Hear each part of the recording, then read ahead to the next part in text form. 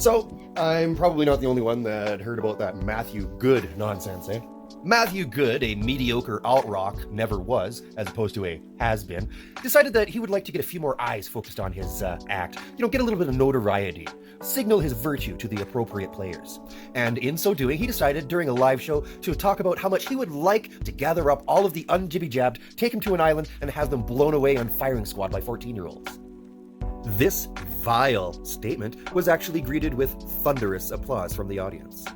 For some people, this was kind of shocking. For me, less so. I've been seeing more and more of this, and it's really just more of what I call the Great Reveal. Over the last 2 years, we have seen what I call the Great Reveal in that a lot of people have given you a glimpse into their hearts and minds and shown you their true faces.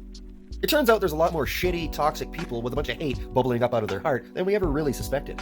See, generally speaking, in today's identity politic-driven society, there's a rule book. There's a bunch of rules that prevent you from discriminating or hating on a particular group of people. There's a whole list of isms and ists that regulate your behavior in polite society nowadays. Thing is, when it comes to the unvaccinated, definitely a minority because you keep getting reminded what a majority the rest of you are, this minority population seems to be a loophole to a lot of these people. A backdoor. People that you're allowed to hate. Not just allowed to hate, but encouraged. The news, the politicians, every talking head in media or television is telling you, hate these people. They're bad people. They don't do what they're told, so it's okay to treat them badly. And a lot of people have grabbed onto this opportunity with both hands. There's a lot of hate in their hearts that they haven't been able to express. Until now. You see, there is a surprisingly large population of people out there who, despite a lifetime of evidence to the contrary, have begun to believe the media and celebrities who've been telling them for the last 2 to 3 years how much smarter and braver and just overall morally superior they are to the people who aren't following in line. In their minds, compliance has become a virtue, and they're going to fight very hard to hold on to that.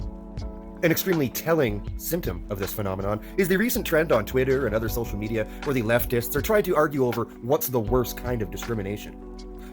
Under the idea that some discrimination is worse than others. By default, though, this kind of implies that some discrimination isn't as bad as others and might be more okay than other discrimination. No, it's not. Discrimination is not a spectrum. There are no degrees of discrimination. There's not some that's more bad than others. There's not some that's not as bad as others. It's all bad. It's all wrong. And if you're doing it, you're doing something wrong. If you're doing something wrong, you are not the hero of the story. If you, given historical context, are part of the group who is mocking the concept of freedom or trying to remove freedom from your fellow citizens, you're the bad guy. If this was Star Wars, you wouldn't be Han Solo, you'd be a stormtrooper. You're not the rebels, you're the evil empire.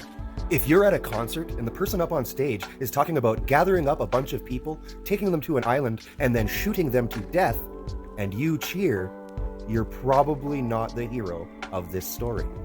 There are a lot of people who have been all in on this from day one, and some of them are starting to figure it out, which is why they're so angry. Look around on TikTok, you'll notice who's mad. The freedom crowd, they're all happy, smiling, joking people. The anti-freedom people, the pro-segregation people, they're angry. They're really angry right now. They're angry at themselves, but they're angrier at you because you weren't fooled. Because you never let yourself give into your base instincts. You never let yourself become the worst version of you.